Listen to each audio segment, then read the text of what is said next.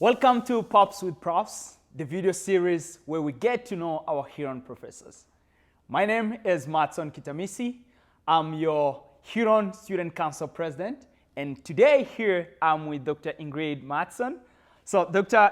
Mattson, thank you so much for joining us today. Yeah, it's my pleasure to join you. So to get things started, the most important thing I would like to ask you is, what's the favorite type of pops you like? Orange pop. Orange pop. Vanessa? All right. Thank you so much. Thank you. Excellent. That's how we do things here at Huron. Okay. Cheers. Cheers. Delicious. To get things started, Dr. Mattson, I just want to ask you some speed round questions. Are you ready? Okay, I'm ready. Yeah. All right, here we go. Favorite type of food? Dairy products. Cats or dogs? Ooh, tough. I've got both, but if I had to go with one, it would be dogs. Name one item you can't live without. My glasses. I see that. Favorite TV show? I think Call the Midwife. Yeah, Ever heard of it? Yeah. Oh, actually no, but Okay. I think I'm going to, find it around. Which subject were you worst at in school? Computer programming. Wow, technology. Chocolate or vanilla? Oh, chocolate. Favorite day of the week?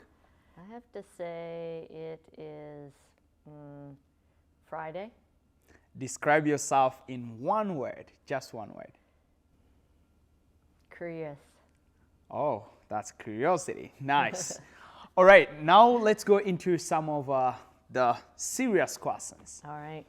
So tell me a little bit about yourself, where you come from, and what led you here at Huron. Yeah. Well, I was born in Canada, raised in Kitchener, Ontario, which is about an hour from here. Went to school there, did my undergraduate at the University of Waterloo. Then I moved to the United States to do a PhD at the University of Chicago. When I finished that, I took a job in Hartford, Connecticut, and at a ecumenical seminary, graduate seminary, where I developed actually the first accredited program for Muslim chaplains in North America. So I was there for quite a while. I was in the United States over 20 years, and then I got a call about a new chair in Islamic Studies that was established at Huron in the Faculty of Theology, and I was asked if I would be interested in applying for that. So I did, yeah. Got the job, moved back home to Canada, moved here to London. I've been here for 10 years now. Wow, you know what, Dr. Mattson, we're truly grateful to have you here at Huron, and we appreciate that. So that's an interesting journey and path, from Canada to the US, back to Canada again. So maybe you have experienced a lot. So tell us what you do, what you like to do outside of your work. Outside of work, I love to be in nature. I mean, I'm a nature person. I always prefer to be outside over inside. If at all, even if I have to wear a coat and bundle up, I'll sit outside and eat my lunch, or walking, hiking. Yeah, definitely an outdoor person. So you hike a lot in the Huron jungle. I have, yes. That's really nice. So how long have you been working here at Huron, and what program do you teach? Yeah, it's 10 years now that I've That's a been lot. here. Yeah, it is. And I'm in the Faculty of Theology. I am the chair of Islamic Studies, so I teach Islamic Studies. One thing that's different about the Faculty of Theology is that we have, in addition to our undergraduate programs, we have postgraduate and a graduate program, which is part of Western's graduate school. So we teach at 3 different levels in the Faculty of Theology, and that's what I do. And that's actually the favorite aspect that you like about the program as well. Yeah, I love teaching teaching different levels and different kinds of students, because we have, in addition to the traditional undergraduate student, at the postgraduate and graduate level, we have a lot of students with significant life experience. They've already been working as religious professionals or religious leaders, and they're coming back for more education. So they bring a lot of knowledge, experience, and wisdom with them that really enriches my own point of view, my research as well. And, you know, I see the kind of difference, you know, dealing with undergrad as well as grad students as well. And that's maybe a little bit, you know, quite of a life-changing opportunity for you. So what have you learned while teaching in Islamic studies, and what exactly did you learn about teaching into this program? Well, it's been interesting for me because the context in the United States is quite different than Canada. Although the United States constitutionally has a separation between church and state, culturally the nation is much more comfortable with religious identity, religious expression, and you find religion in public, you know, in public areas all the time. I mean, just think of any, like the Grammys or something. How many people thank God, right? And like things like that. Americans are very open and free and don't feel inhibited. I did find, coming back to Canada, that even though, you know, the head of state of Canada is also the head of the Church of England, so we don't actually have the same constitutional division, that Canadians are often very uncomfortable with religious identity or talking about it, or they think it should be something, you know, private. But that really, what that means is that it means a lot of people have to self-censor themselves, leave part of themselves at the door. So I think for me, that's been really interesting, just figuring out where religion is in this Canadian context. And actually, what do you like the most or the best about being professor? Here at Huron? Yeah. Well, I mean, in general, what I like about being a professor is that the work is really divided into I would say 3 major things. So one is the research and writing, so I'm always learning, I'm always looking at the newest literature and then reflecting on that and writing. The next big chunk is teaching, of course. So while research is you're usually by yourself, spending hours and hours and hours alone without even talking to anyone. But then teaching, you're engaging with people and engaging with, you know, the students in the classroom, so it's very social.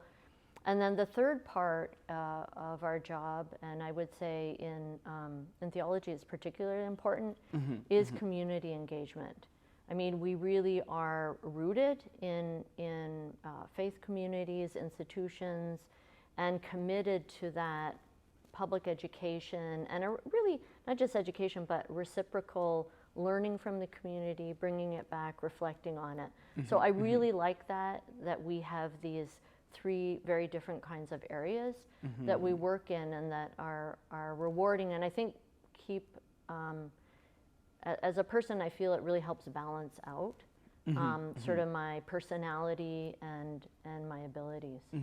And actually, you know, starting from research to engaging with students and engaging with the community, actually, you know, Huron is actually the best place to do that because of the small kind of size classes. You get to know each and every student that you teach. Yeah, absolutely. There's always so much time for discussion, for students to present their own point of view and to reflect on what they've learned. And that's critical. I mean, that's what helps me grow and also make sure that this isn't an ivory tower. It's rigorous education, but we're committed to the world, you know, and that our knowledge is not some obscure, you know, marginal discourse that has nothing to do with what's going on. We're engaged together with trying to be responsible people. which is really great. So tell me a little bit about one of your favorite memories while working at Huron. I think I would say that consistently my favorite experience is when my favorite class that I teach is a class on Islamic ethics, and it's the practical application of the ethical toolbox that the students build up over the course of the semester. And then at the end they will do a presentation on a specific topic. It may be something in bioethics, environmental ethics.